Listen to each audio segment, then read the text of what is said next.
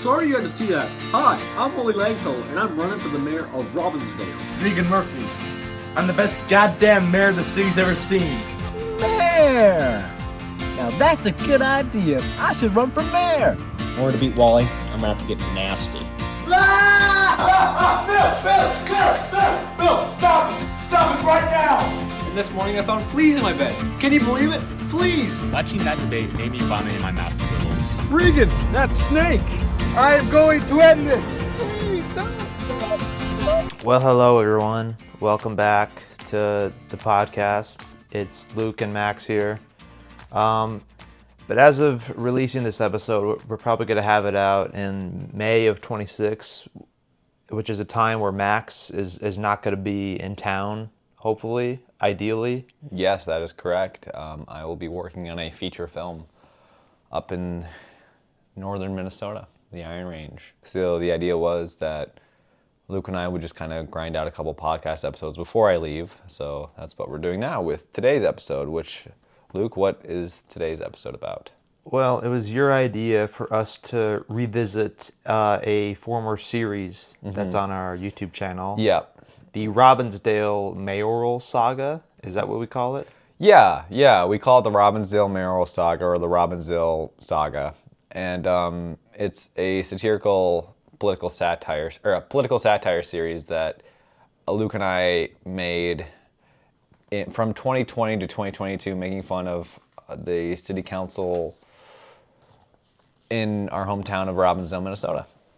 Yeah. So I guess in a nutshell, this podcast episode is going to serve as a companion piece to the Robbinsdale Saga videos. We're going to be talking about the 7 main videos specifically. There are, of course, some other like straggler type spin-off videos. Like there's one where I think Wally Langfellow, he sets off a bunch of fireworks or something. Yes. There's one of Bill Blonigan.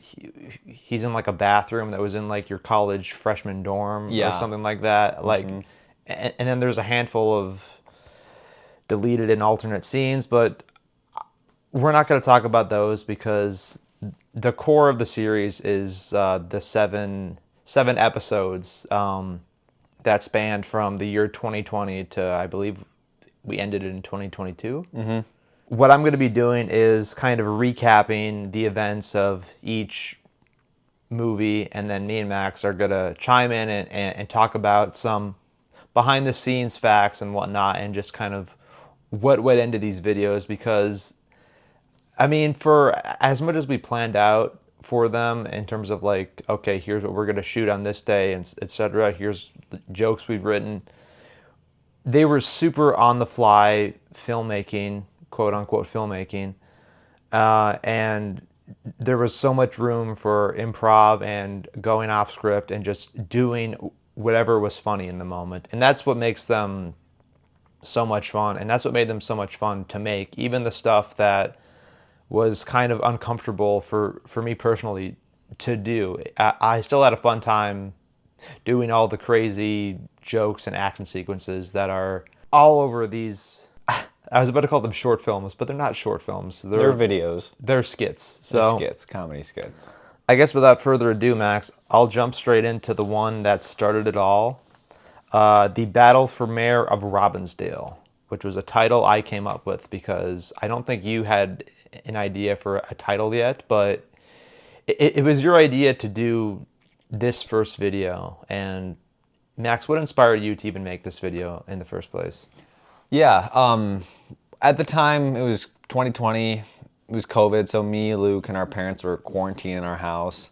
And Luke and I, you weren't super into making the videos at the time, but every so often we go out in our backyard and toss a frisbee or a wiffle ball around, kind of just toss, and just discuss ideas. And after Fizman Season 1, Luke really wanted to take over. You wanted to take over Fizman Season 2, I remember. So we started talking a lot about Fizman Season 2. And then we filmed it, yeah. And then after we filmed Fizman Season 2, I think Mom was on a walk, and she was like, guys, there's this guy we knew growing up through the Little League baseball program we were in, named Wally Langfellow, running for mayor running for mayor in 2020. And his neighbor across the street was the current mayor, Regan Murphy. Someone who we We also that. knew as you know, growing up, kind of vaguely through some neighbors. Someone who I met in one instance, which I'll definitely talk about later on. But But yeah, so our mom told us about that, and I thought, man, that'd be really funny to do another political satire video about him. And I say another because Wally's son, Tony, and his other son, Paul, made 2 Robbinsdale satirical videos way back in the day. And actually, Tony made his in 2017, and he was an employee for the city of Robbinsdale, and then got fired because of the video. Because in the video, he was pretty much just making fun of Regan Murphy. He had his friend pretend to be Regan Murphy, and what they did, and which kind of partially inspired our idea, was they filmed this fake Regan Murphy interview in front of the actual Regan Murphy's house. Well, I mean, this is just my perspective here, but I can't even remember having any knowledge that there was already... I remember Mom showing it to me. Oh. I remember seeing it and thinking it was funny. Well, when we made this first one, I kind of thought this was just like a one-of-its-kind thing. Like, I had no idea we were kind of continuing something that had already started. And we'll definitely talk more about Tony Langfellow and his own version of Regan Murphy later on, because, spoiler alert, that Regan Murphy appears in this series down the line. He does, And we actually got to hang out with Tony when we did that, like, and meet him, which was interesting. Yeah, that was cool. But yeah, like you said, we'll get to that. But yeah, I mean, there are a lot of similarities to the videos Tony made and then the videos that we made, and they were accidental on my part, because the way the Battle for Mayor Robbinsdale, the way it opens with a musical cue from the pilot episode of Family Guy, and something that is featured heavily in Tony's video is music from Family Guy and references to Back to the Future, which are all in this movie, which were jokes I came up with, but I had no idea that he had done that. That was pure coincidence. It was pure coincidence, and you guys might be saying, oh, why Luke could have just watched the video. I did not. After Wally he announced he was running for mayor, Tony took all the videos down. He made them private or unlisted them or whatever. Because he didn't want to ruin his dad's campaign, which makes sense. So he took them all down. So we didn't really so they were gone at that point. To top it off, I just didn't really care about seeing somebody else's work. What I cared about was making, like, what was the funniest joke to me at the time. And since we were coming off of the second season of Fizbin, pretty much where my mind was at was, okay, what's the funniest joke in the moment, and how can we film kind of a funny, cool action sequence? And there's so much of that Fizbin Season 2 finale DNA in this video. Absolutely, yeah. We were hot off that. Yeah. To harken back to the actual start of the Battle for Mayor of Robbinsdale, it starts off with the introduction of the character of Wally Langfellow, where he's in his living room. He's sitting with one hand in his pants. In his shorts. Yeah, and he's on a phone call with a Robbinsdale City Council member named Dan Rogan, who was actually someone who me and Max knew kind of personally. He was a baseball coach of ours. Yeah. He was the dad of a childhood friend of mine.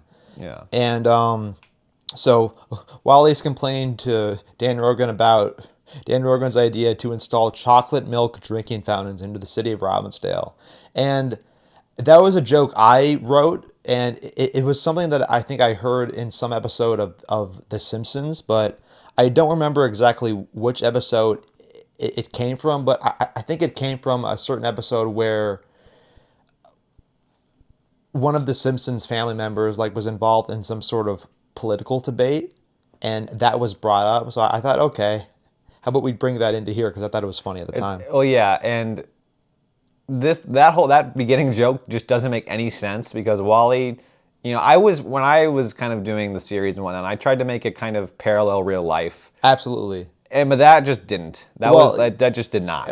I mean, it really. It's fine because it was kind of an experimental video. Yeah, I mean, pretty much every joke that has nothing to do with real life qualities is probably stuff I came up with because I thought it was funny. But jokes about George Selman doing his pronouns bit, or Bill Blonigan having an elephant in the house, which I still don't understand.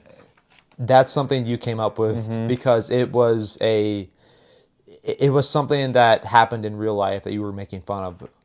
I was pretty invested in local politics at the age of 16, which is really, really a strange thing for people to say. I mean, for someone to say, but hey, man, we all need things. We gotta, Yeah, 16. I was obsessed with local politics, but yeah. So after Wally has his hands in his pants and is talking to Dan Rogan. Well, I'd first like to just acknowledge the overall appearance of Wally Langfellow because I just find it so fascinating. Yeah. Yeah. He of course is known for usually wearing that classic red baseball Whiz Bang Day baseball t-shirt tournament t-shirt, and yeah. He's usually wearing a baseball cap of some kind, but what is underneath that cap is a gray wig / bald cap, which was something that I had my parents buy in the 5th grade because for a school assignment, I was Ben Franklin for a wax museum thing. So they got me a Ben Franklin bald cap, which I had to wear for a class assignment, which I got roasted the shit out of by some of my classmates, which is a great memory.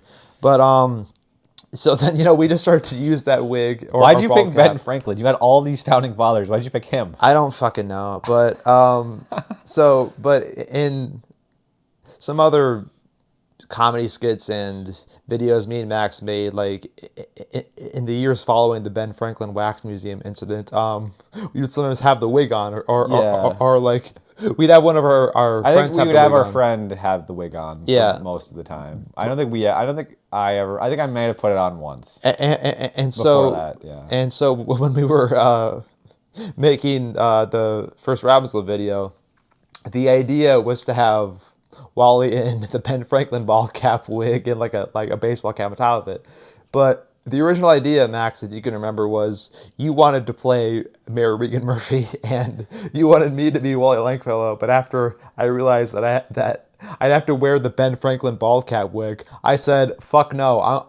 And I insisted I'm going to be Regan Murphy. Yeah. So then you played Wally Langfellow and the rest is history. Well, the reason why I wanted to play Regan Murphy is because Regan Murphy, at the time, again, I don't want to speak for him now, but at the time, I'm assuming, I guess now, he was in really good shape. And at the time, Luke, you were not in the best shape. That's true. So I'm like, oh, Luke, is an easy choice. I'll play Regan, you play Wally. It's perfect. But then you just were like, I'm not wearing that wig. I'm not doing it. I refuse. You refused to, and you're not the only person who refused to wear a wig, which we'll get to later. But I didn't write that down, but yeah. Yeah, you were like, no, I'm not doing that. So then I was like, all right, fine, I'll do Wally, I'll play him, and you do Regan, whatever. And it was just kind of me going, all right, whatever. So yeah, Wally is wearing a baseball cap, a Whiz Bang tournament shirt, some shorts, and the gray Ben Franklin wig all kind of bunched up, so it looks like it's his actual hair. Yeah, but of course once Wally gets involved in some physical encounters, especially in this video, the hair kind of, it just comes off. Yeah, it has a mind of its own. Exactly. But so following the whole Dan Rogan chocolate milk drinking fountain scene or whatever, we then reference an actual photograph of Wally Langfellow standing outside of a Robbinsdale city sign that's on the train tracks. Yeah, that was his photo for his campaign. And yeah. So I thought it'd be funny. Why don't we just go over there where he was? Because I knew exactly where that spot was and where that photo was taken. So we went over there and just filmed the scene. If you Google Wally Langfellow, that's one of the first things that shows up. But one of the other things that shows up if you go to images is the video Regan Murphy versus Wally Langfellow. And I know that because I literally just Googled him an hour ago. I love it. I'm just like, okay, love cool. Yeah.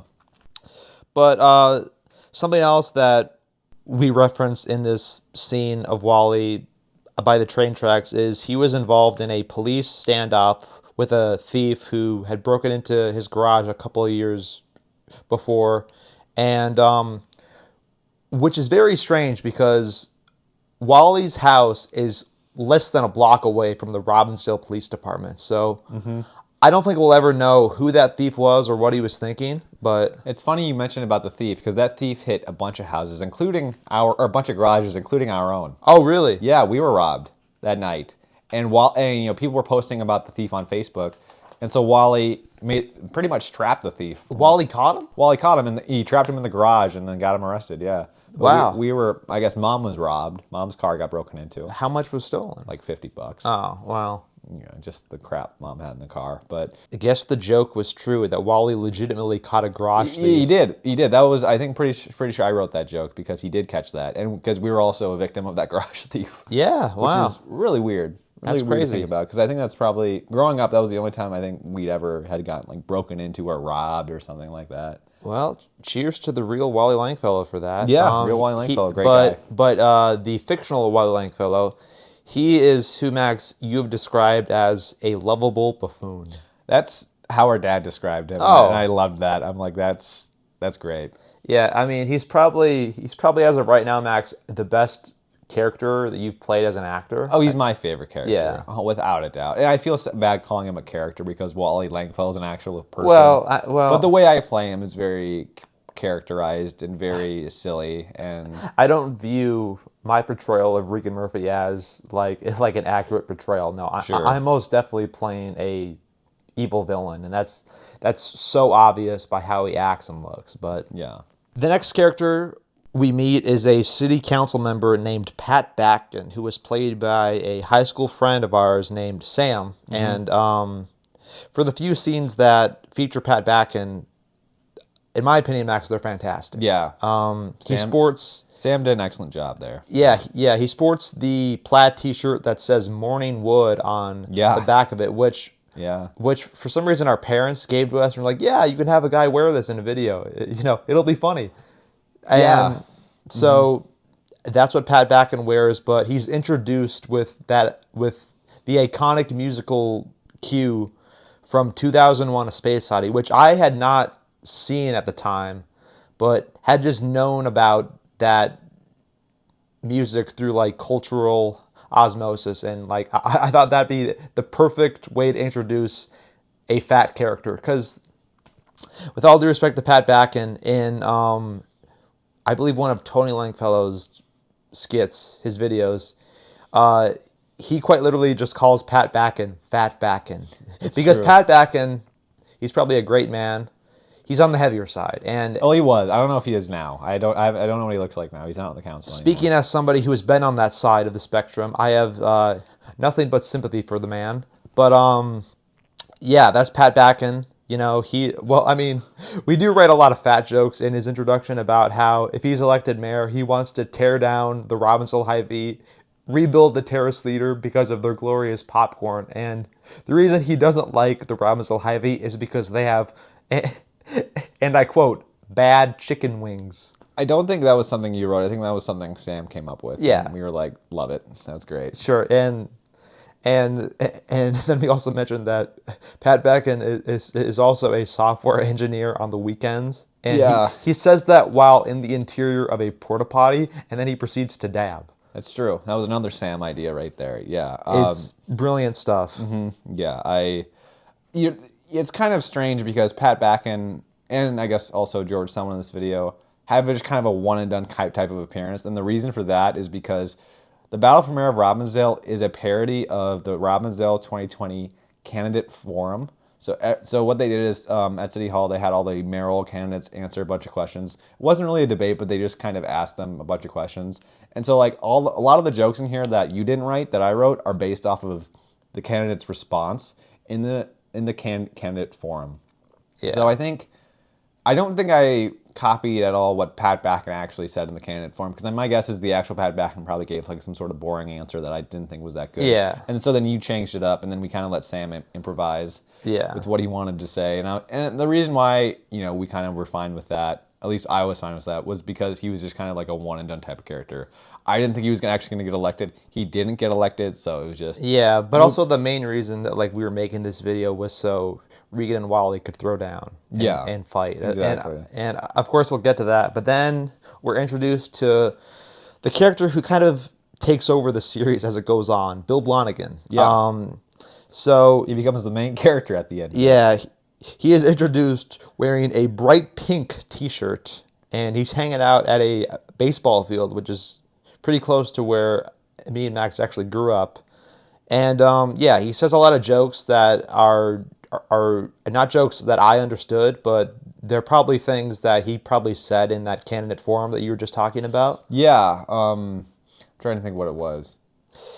he said one thing of like, I have an elephant in the house, and his name is the elephant in the house. I don't understand that at all. I don't really remember that either, but I remember Bill Blonigan saying that in the forum, and I'm like, that's such a strange thing to say. He said something about an elephant in the house, but then he like named it. But I'm like, oh, I'd be funny if he just says, I have an elephant in the house, and his name is the elephant in the house. Here's the thing about the real Bill Blonigan that I kind of realized today. He kind of has his personality kind of reminds me of the personality of our high school journalism teacher and cross-country coach, Mr. Z, who we've talked about on the podcast before. Mm-hmm. He kind of seems like he has a quick but sort of dry sense of humor. Yes. Blonigan, the few times I met him, yeah, very punctual, but yeah. Oh, you've met him? Yeah, I'll get to that. Interesting. So yeah, that's the introduction of Bill Blonigan, and then we're swiftly introduced to the villain of the series, until we get to Tyler Klein. We'll say that. Yeah. It's Regan Murphy, who I play in Shining Colors. He's probably my most infamous character on our YouTube channel. And to be honest with you, Max, I think it's this character specifically is why I didn't feel the need to want to rewatch or revisit the Robbinsdale videos in the past couple of years, because in my opinion, I think I do a horrible job as an actor. And I give a terrible performance. You can barely understand what I'm saying. And the one thing I'm doing in pretty much every scene is I'm just angry. Mm-hmm. And that I don't think translates to a good or interesting character. Yeah. In this first one, yeah, you're pretty angry, but the anger, I think the anger is good in this one because it's directed toward Wally.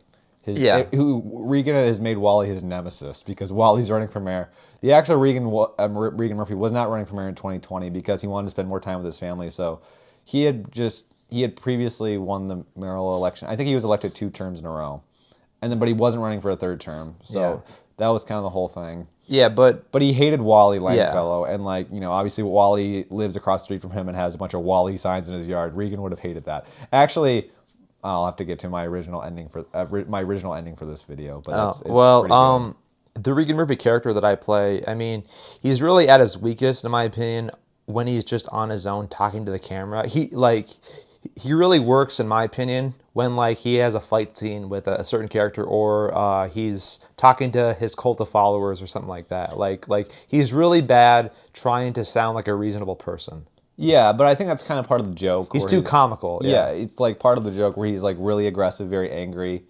But I think he's good in this one when he's shit-talking Wally. When he's talking about Wally, he's like, he was eating babies, he's just going on he's making up all these wild conspiracy theories, but it's funny because... Well, I mean, I suppose this just comes down to my own opinion on how I perform and stuff, but I think that's the worst part of the entire film. I think your performance in it is fine because Regan's enemy is Wally, and you think Regan, we meet Wally, he's like, hey, how's it going, everyone? Hey. And then Regan, he's screaming, he's this angry guy. They're a great contrast to each other. And that's why I love him. That's why I love the kind of the rivalry that we have. If I had to redo it now, then I would do it very differently. I think you would probably, I would probably want you to play it more straight. Yeah. Kind of like how the actual Regan Murphy is. Because the Battle for Mayor Robbinsdale, I think when we were writing it, I was very worried about people actually getting mad and offended. So I was like, all right, we need to make sure this is an obvious parody. Yeah.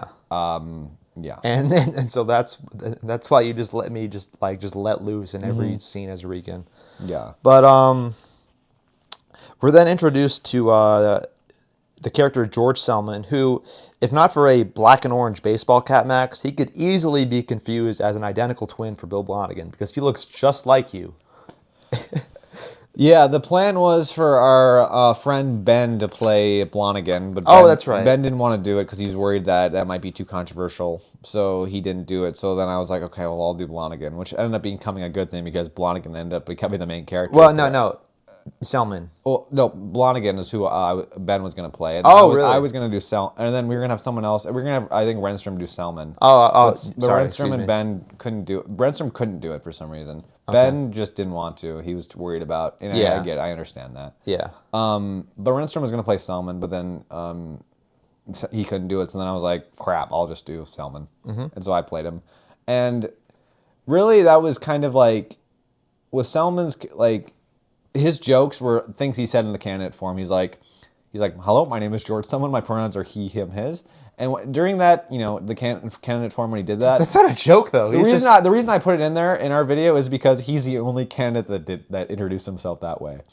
So I guess I thought by going he, him, his, hasn't, shouldn't. That is the greatest joke you can make about pronouns ever, in my opinion. Yeah, because I'm not trying to shit on people who are very pro pronoun or whatever. Absolutely. Yeah, exactly. I'm not. It was just kind of like a funny thing because in the actual candidate form, Selman was the only person who identified himself with the pronoun. So I'm like, okay, that's distinct and unique. So I gotta do something there.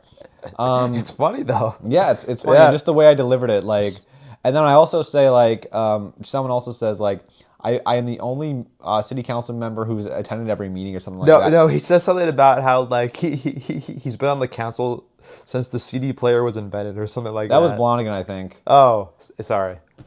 And but Selman says, I've been on the council for 15 years and I've never missed a meeting. And I'm the only city council member who can say that. And that's something the actual George Selman said in the actual candidate form. But he said it obviously in a nicer way because obviously his fellow city council members were on stage next to him because they were also running for mayor. Yeah. So he kind of said it in a nice way, but I thought it'd be funny if he just says it in a really aggressive way, and I'm the only city council member who can say that.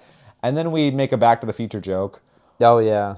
Mayor Georgie Selman liked the sound of that, which was, You wrote that. That was something that I wrote, but what I can remember about that is, Max, I hated the way you delivered the line. We did 15 takes of it, yeah. I made you keep redoing it like I was Stanley Kubrick over and over again. The thing that sucked about it was we were out there for so long because you notice in that shot we actually ended up using, you tracked a car driving by on the parkway and then you panned to me. Oh, yeah. And so we had to wait for cars to drive by in order for you to actually pan to me. So sometimes we wouldn't go for a couple minutes. I'm like, all right, whatever. Then you'd be like, all right, Max, go. And then you start filming the car and then I'd be like, hello, my name is George Selman. My pronoun, and I just you get rusty in that downtime, I suppose. Yeah, I would. Absolutely. We were probably out there for an hour. Yeah, filming that freaking thing. Yeah, just filming Selman's bit. Yeah, this is kind of a side note, but what's kind of funny is that whole thing with George Selman. It's filmed on the Parkway, and back last fall, Max, you shot a movie. Where it had a pivotal scene on that very parkway. It was a romantic scene where I play a character who proposes to his girlfriend with a ring he got from another girl. And it's right there on the parkway. And it's right. Luke and I think when we were filming, we saw the bench where we did the Selman thing, and we're like, hey, that's right there. What the heck? Yeah. But in that film's defense, we filmed that film in Robbinsdale. We went to it was pretty much a reunion for our Robbinsdale Saga videos because we're at a lot of locations where we were in for our Robbinsdale videos in that film. Exactly. So, but then we cut back to Wally Langfellow. He's standing near a church by Sanborn Park, where coincidentally Regan Murphy he runs by and he yells an insult at him. Mm-hmm. And a fun fact about this little scene here is that I believe we intended to film something a bit different here, but Sam, who plays Pat Backen, he was coincidentally driving his car. He was just in the neighborhood driving around. So I flagged him down and I was like, hey Sam, you mind filming this? And he was like, sure. So he grabbed the iPad, filmed it, and so that's why you and I were both able to get in the shot. Because originally it was just you and me. Yeah. And so there was no way to get both of us in the shot. So I think what we were going to do is one of us was going to film the other one kind of reacting and the other one was going to film the other one. But since Sam was just in the neighborhood, he kind of saved us for that scene. So yeah. Nice. And I suppose that's something else we should mention is that the first 4 Robbinsdale videos we filmed and then edited on an iPad that you had, Max. An iPad Air. Yeah, which it was very painful to edit on there. But then by, I think, the 5th one is when we just started doing it on the phones. Yeah. Because, of course, the phones were a much higher quality, which is ironic. All these videos were filmed on an Apple device. We didn't use a professional camera or anything. But, you don't need good equipment to make a good movie. You just need a good script. That's how we did the Outsiders parody. Mm-hmm. On your iPhone. Yeah. I still have the original footage on there, yeah. That's awesome. But, yeah, and then after some scenes of... Wally and Regan trash talking each other to the camera. Wally finally says he has enough, and he storms out of his house. He confronts Regan, and we shot this sequence, this little fight sequence, outside of the real Regan Murphy and Wally Langfellow's house, like on the park. That's right within a clear view of their houses. We shot a little fight scene where it started off with Regan bitch slapping Wally, and that scene was really the reason why we even made this whole movie. It's because we just wanted to make it seem like they came out of the houses that they actually live in and then fought in front of them. Right? Exactly, yeah. So then... And a fun fact about that is, in like the end of that shot, you can see, I think, Regan's wife going into the house or exiting the house or something like that, which is kind of funny. Because she probably didn't know what we were doing there. She was like, why are those kids there? But little did they know we were making fun of her husband. Yeah, interesting. But then, following that little scuffle outside of their houses, Regan and Wally, they decide to settle their differences on, I think he says neutral ground or something like that. So then, for some reason, they have their fight continue in the backyard of Bill Blonigan. And it just proceeds to become this water gun fight where it culminates with Wally tackling Regan into the kiddie pool, which we had still there from the final episode of Fizman the Clown Season 2. I think we had... I think we filmed those two within like a week of each other. Yeah. I feel like the turnaround wasn't... Because other than that, I don't know why the baby pool would have still been there. And still filled up. Because I remember it was the same water. I guess the only difference about this one was that you were also getting wet. And Fizman Season 2 was just me getting wet. Well, yeah. But a fun fact about this scene was the cameraman for this little fight scene was our dad. And for the gag where Wally tackles Regan in the pool, the first take we got, it didn't work out because our dad got some leaves in the camera and he was blocked the entire thing, so we had to redo the thing one or two more times. So that's why. One more time. Yeah, so that's why it's very clear that me and Max are soaking wet even before we jump into the kiddie pool together. Yeah, like you could. I mean, it's not really super noticeable, but if you like go back and like actually look for it, you can see that Luke and I are both soaked already before we get tackled in the pool. And that's just an unfortunate mistake on our dad's part. Yeah, stuff like that happens. It's fine, but it's.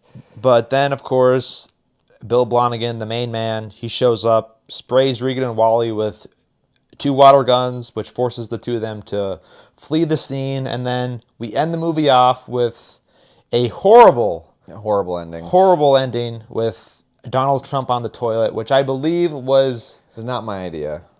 That was our dad's idea, right? Yes, we're super grateful to have our dad's help on stuff and whatnot, but when he was filming this Robbinsdale thing with us, like when he was filming the fight scene, it was just going to end there after Regan and Wally like leaving. But he's like, our dad was like, oh, you guys should do this idea where Trump calls Blonigan, and then he came up with this whole idea, and since he was helping us out, and I was like, sure, okay, let's do it. So I filmed it, and we ended up posting it. But now, looking back on it now, I would cut that from the video. It's horrible.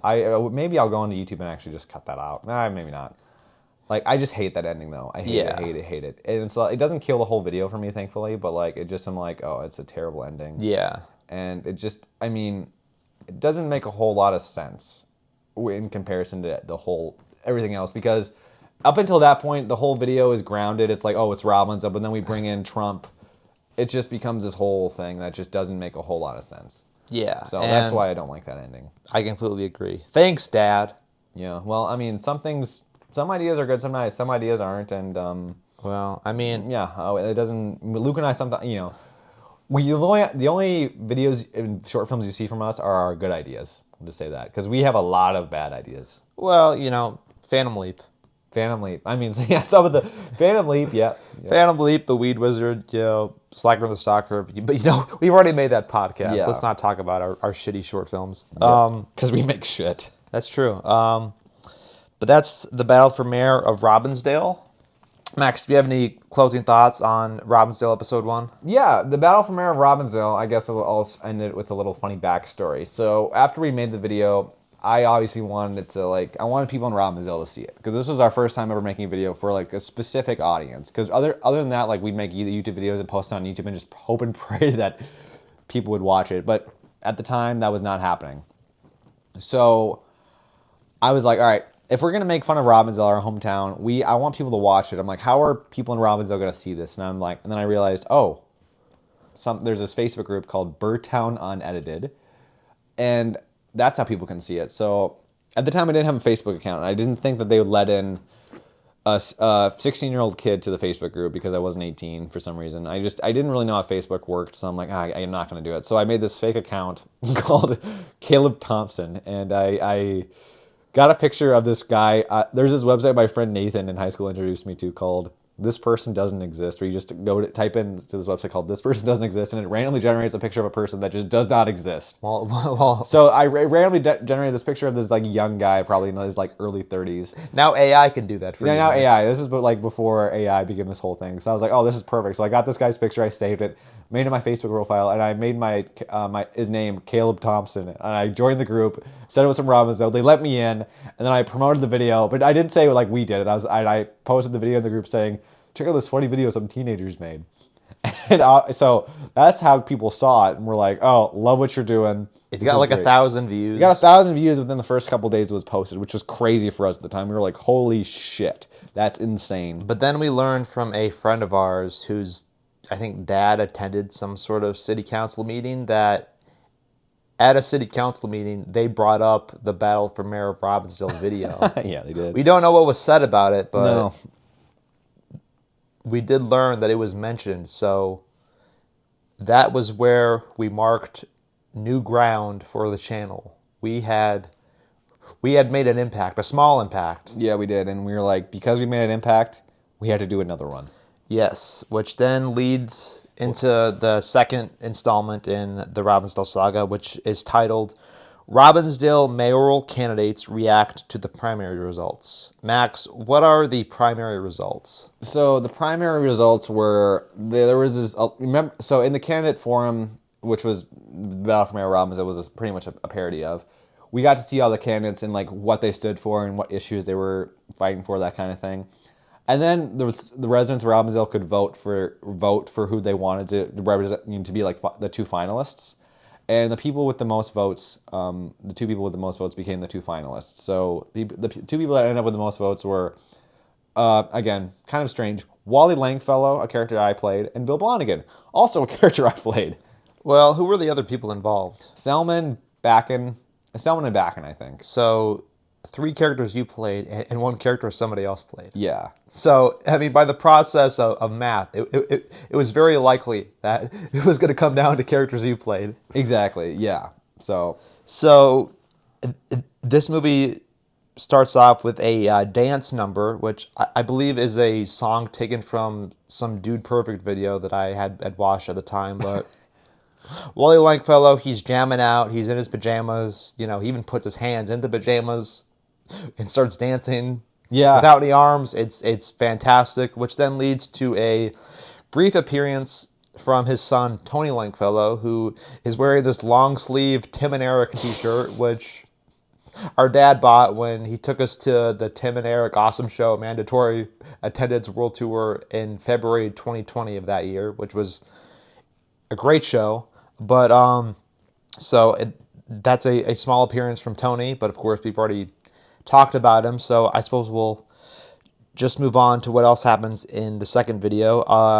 George Selman, he talks about his loss in the primary results. He's standing outside of Bathe, the business he owns. The actual George Selman owned, yeah. Yeah, and he mentions that that's where he also takes his baths, which is a great joke. I think he mentioned that in the first one. Yeah. He mentioned that in the first one, and then the second one we were like, oh, we should actually go in front of it. Yeah. There was like no one there, so we did that. It was like we filmed it in the parking lot. we were there for like 3 minutes. It was not like Yeah. It was like we filmed. So he's like, I just got back here from a Backen Bathe, the business I own, and yeah, I heard about the primary results, and he talked about how he's going to be back in like the next election. But Yeah. the actual George Selman ended up moving away, and I think Backen Bathe went out of business. Yeah. Shortly after we filmed that, so I mean.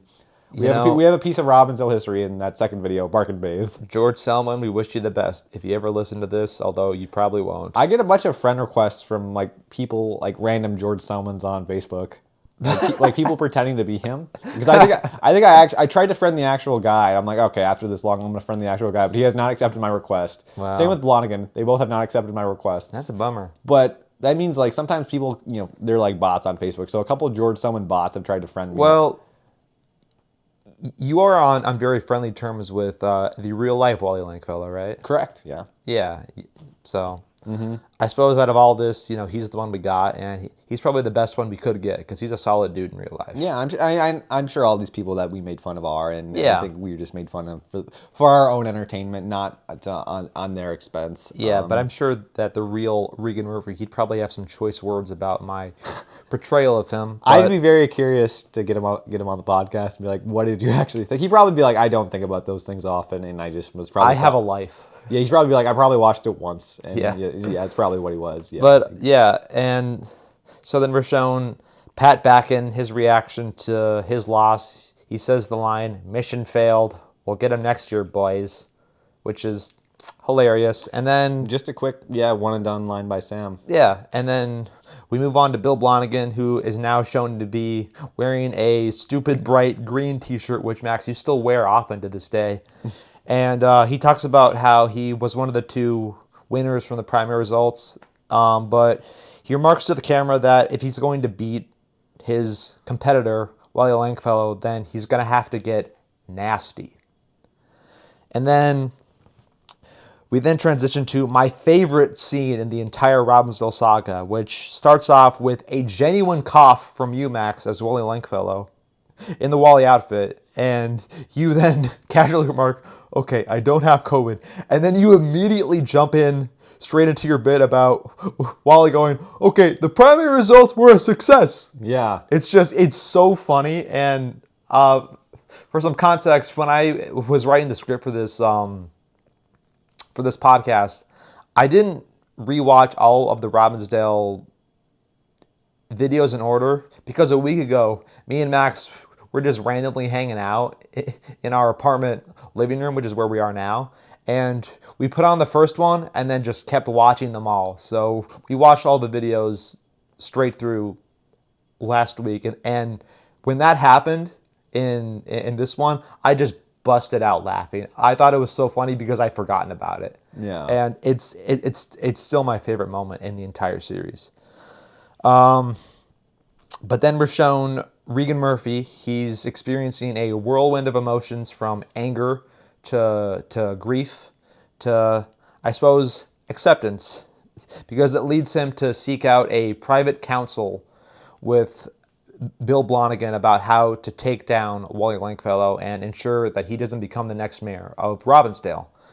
And so Regan, Mission Impossible style, he proceeds to sneak up to the garage of Bill Blonigan, and he correctly types in the key code to his garage, and he gets inside, but then upon immediately entering Bill Blonigan, he bursts in there, and he immediately thinks that there are raccoons in the garage, and he has a water gun, and he starts to look around for these pesky raccoons, but then Regan pops up from behind Bill Blonigan's cars, and Bill immediately sprays him with the water gun. And then Regan Murphy, he has my favorite Regan Murphy moment in the entire series. He yells at Bill, stop it right now. Like he's scolding a child. Yeah. I think the idea was that like it's a mayor scolding one of his councilmen. That was kind of the idea. It's so out of pocket. It so doesn't match the tone of what the scene is, but it's so funny for that reason. And so then,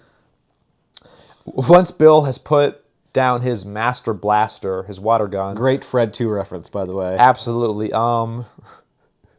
Regan explains he wants to form a truce with Bill Blonigan to stop Wally Langfellow, and he explains that he found a house key to Wally's house underneath Wally's front door welcome mat. So getting to Wally's house is not going to be a problem for him. So Regan's plan here is to sneak into Wally's house at dark and get a hold of Wally's phone and just tweet a bunch of bad things to make Wally look bad. And in the meantime, he wants Blonigan. He's doing this because he wants to help Blonigan win. And if he helps Blonigan win, Blonigan will make Wally's front yard a public bathroom. Yeah.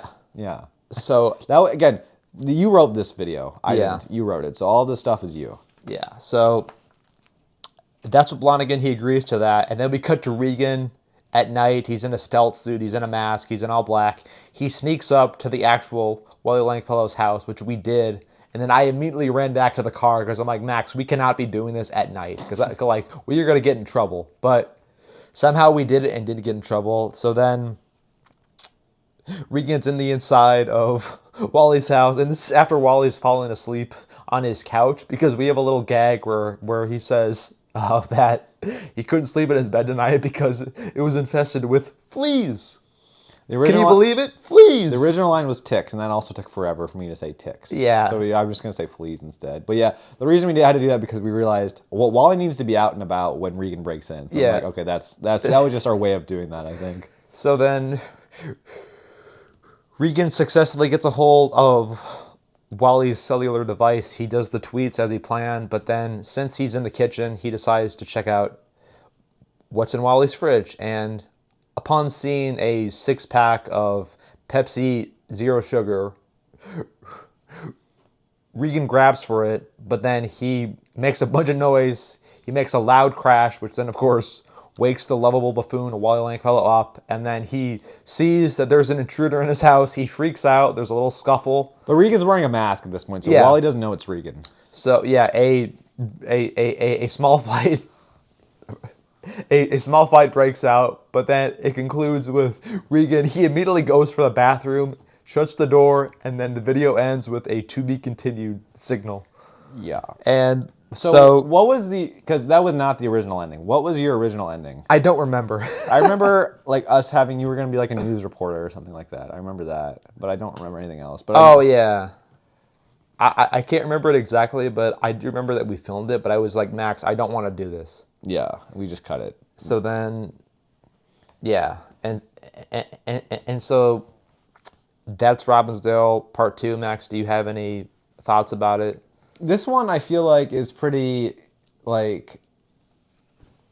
didn't really need to make this one. I'll say that. It seems like it's probably my least favorite of the series. We really only did it because the first one was popular. Yeah, but there was really nothing to go off of aside from the fact that, Blonigan and Wally are the two finalists. So this was kind of our way of kind of doing it because we had, in the first one, it's like a clear parody of the candidate forum and what, the candidates were saying to the audience, Mr. George Selman, he, him, his. It's kind of all right, making fun of what they're saying. But this one was all right, we're kind of just branching them out and kind of we're creating rivalries.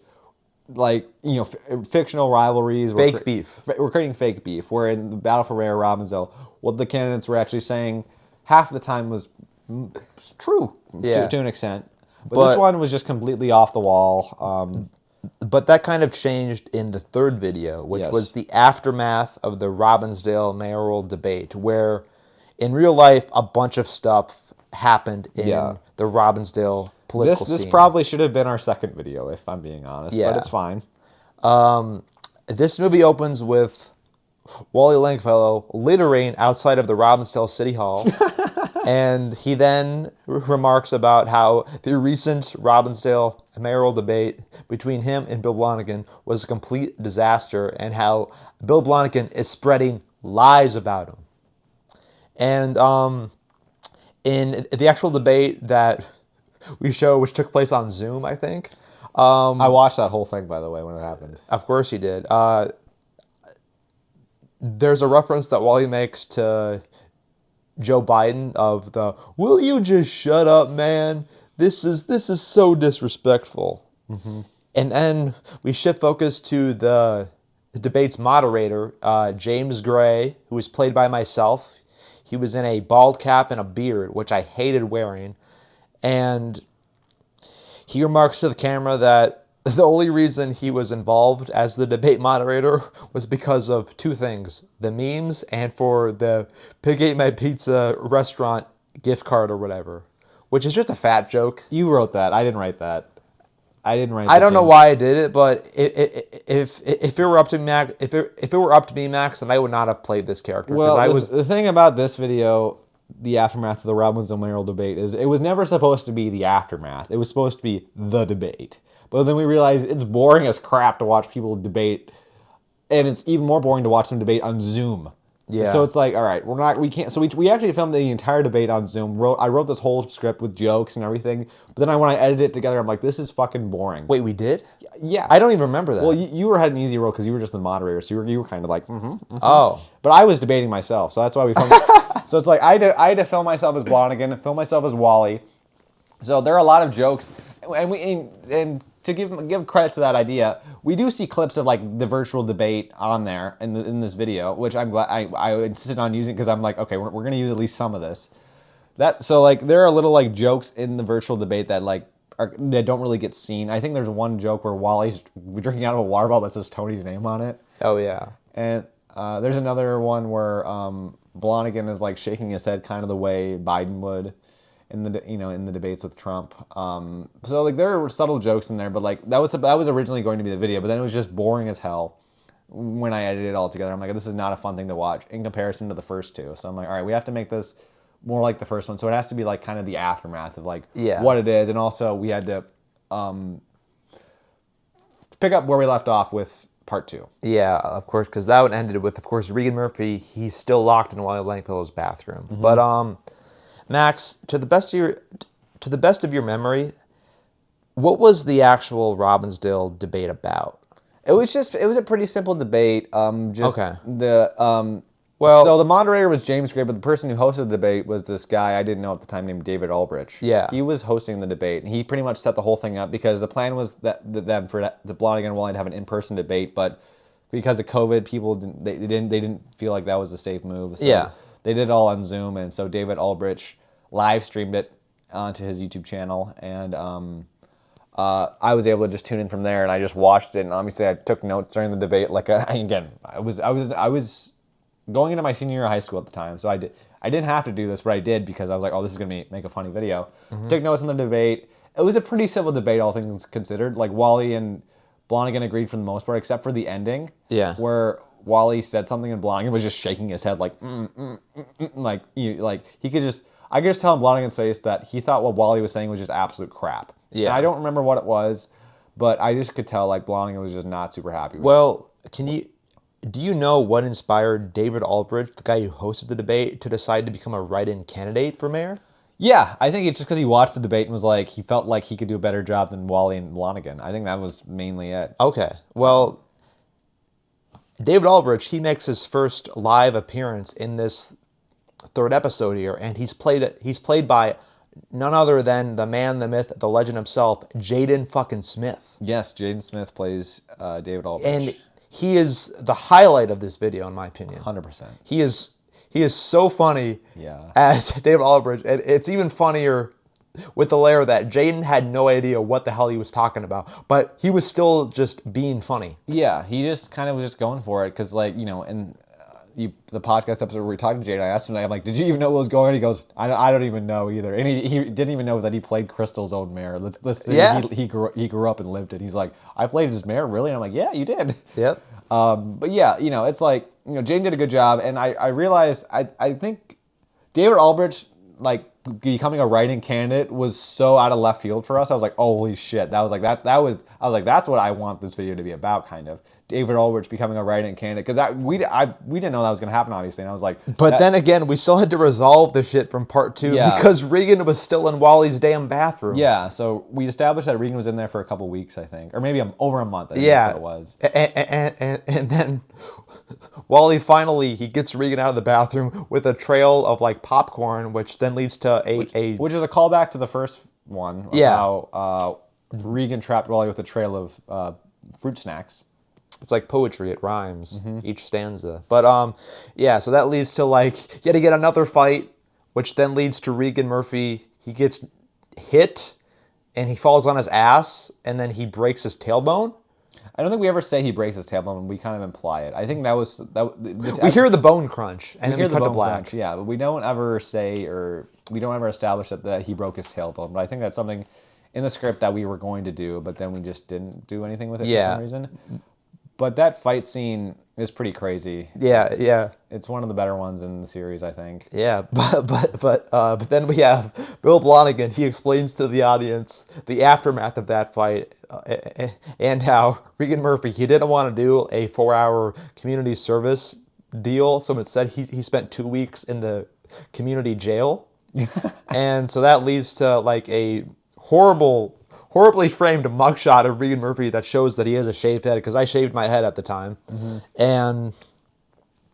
But Bill Blonigan says it's all good for him and his supporters because they're living in paradise right now. But then he says that David Ulbrich is becoming the big problem because his yellow signs are popping up all over Robbinsdale like a virus, and that was true. Because I would go on runs in Robbinsdale, because I was training for cross country at the time. I was one of the captains, so I would go on runs in Robbinsdale, and then I started when David Ulbrich announced his campaign, I started noticing that these yellow signs were popping up all over Robbinsdale. And again, they were not very, in terms of quality of the signs, in comparison to Wally, Selman, and Backen, they were not very good quality signs, because it was just Ulbrich for mayor or whatever, right in Ulbrich or whatever, because obviously Ulbrich kind of scrambled and had to make the signs. So I get it. But they were popping up all over Robbinsdale. I'm like, holy shit, is this Ulbrich guy going to win it? Yeah, but he didn't. Yeah,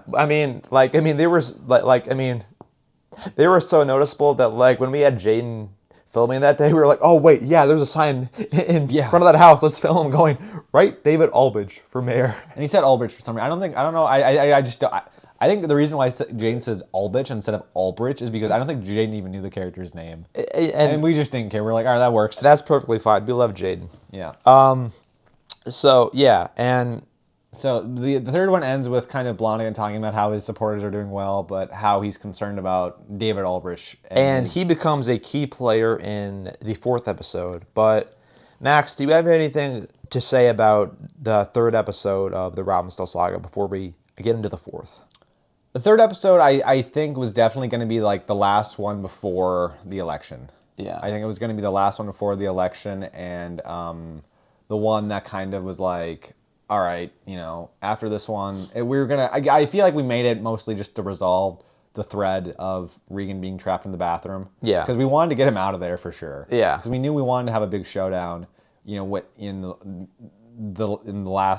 supposed to be the last one. Yeah. So we're like, all right, we got to get Regan out of that bathroom. And that was mostly me writing that out, because I remember you put him in the bathroom, and then I wrote episode 3, so I took him out of the bathroom. Yeah.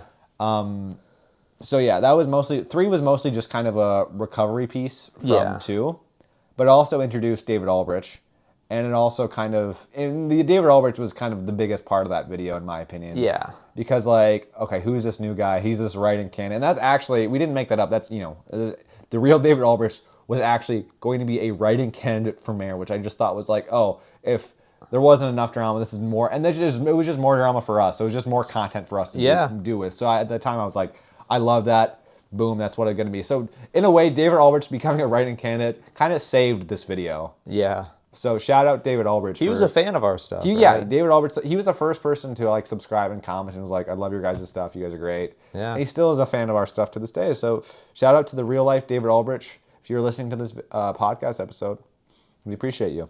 Yeah. That's episode 3. Let's move on to episode 4, which was the big finale. Regan Murphy versus Wally Langfellow. This was one that I believe I wrote. I think we wrote it together. Yeah. We wrote it together. But you came up with the title, though. Yeah, because I knew the big finale has to be not about Bill Blonigan becoming the mayor. No.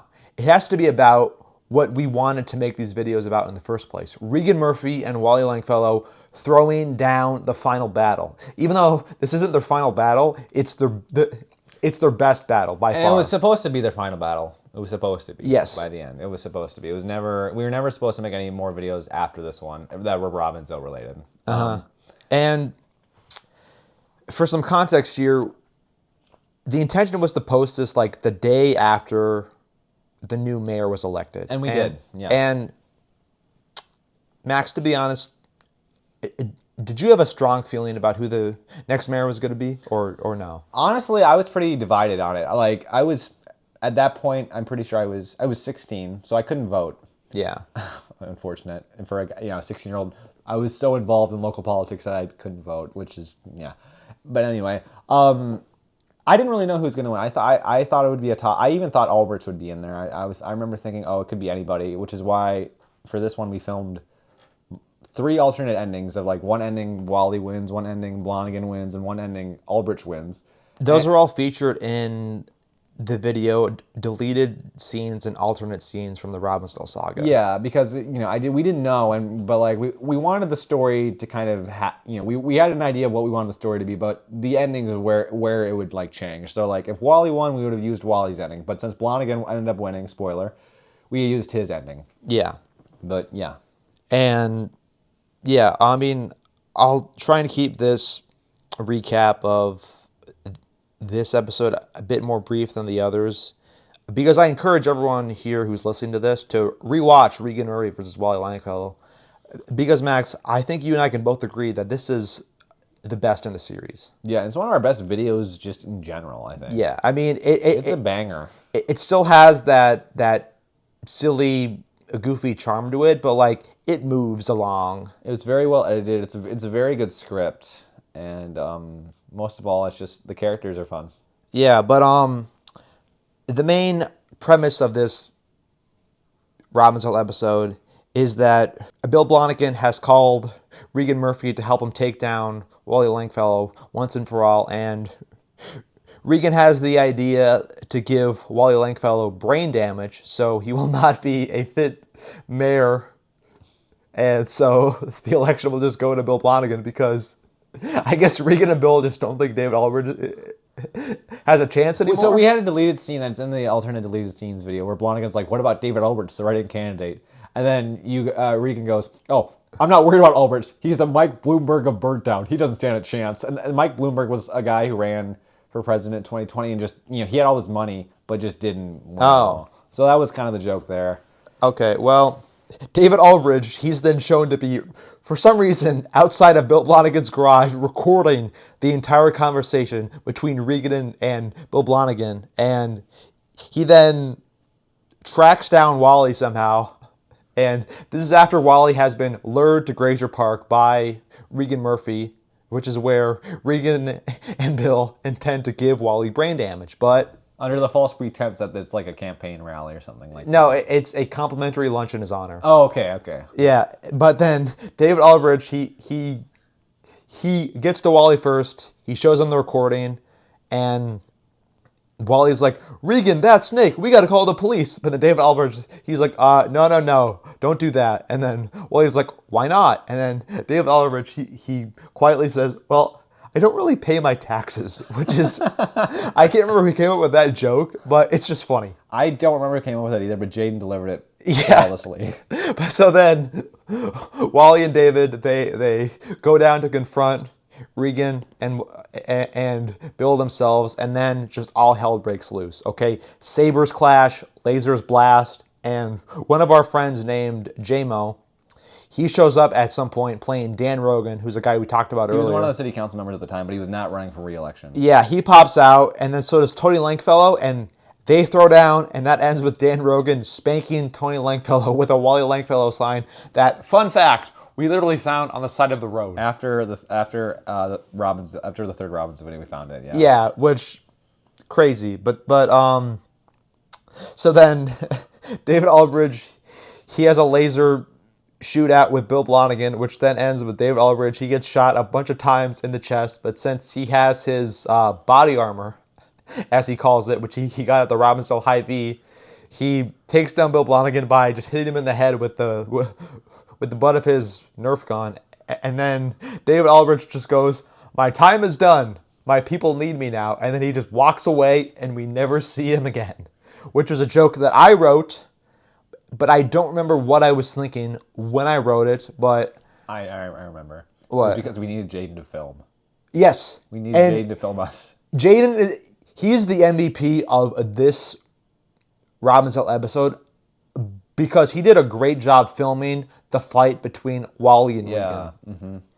And so that's really where this all culminates here. It's a saber fight between Wally and Regan. And that's why we had David Ulbrich like in the video in the first place, was because we needed someone for Blonigan to go against. Because obviously, if it's Blonigan, Regan, and Wally versus Wally, then it's you, me versus me. We needed like somebody else to like kind of balance it out. Yeah, so we had Blonigan team up with, or Ulbrich team up with Blonigan, and then kind of go at it. But then, of course, that leads to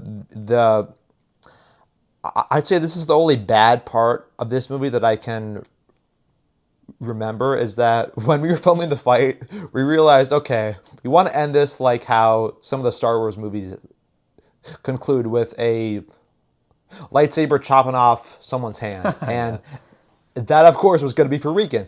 But when we were filming it, I guess we forgot to put the gloves on me. Yeah. So then we have this dumb part where during the fight, Regan goes, "Free gloves! Armor upgrade. It's going to help me in battle." So that he puts the gloves on, and then he just continues the fight. And then he defeats Wally. And then, of course, Bill Blonigan shows up and goes, "Regan, let's put the sabers down and go home, because none of this matters but the votes. They matter." But Regan, he's too caught up in the fight. He goes, "I'm going to end this. I'm going to kill Wally Langfellow." But then Bill Blonigan hits him, chops off his hand, which is now, he has the gloves on. And so that's how the battle ends, with Regan Murphy screaming his heart out in pain. And then to top it off, George Selman, he delivers the news that Bill Blonigan, he's been elected mayor. And then it just kind of ends with a small little epilogue of Bill Blonigan going, like, he talks about how He's laid atop the Robbinsdale sign in front of City Hall, like... Yeah. We filmed that on Halloween, I'm pretty sure. Yeah, I mean, he's just super, super happy that he won, and that's kind of how it ends. Mm-hmm. And that's how we intended to end this Robbinsdale saga, with the true defeat of Regan Murphy. He gets his fucking hand chopped off, and then Bill Blonigan wins the election. But we couldn't stop there. I felt there was one thing that was missing. And what was that? Something we will get to in the next episode of the Brothers Duel Podcast.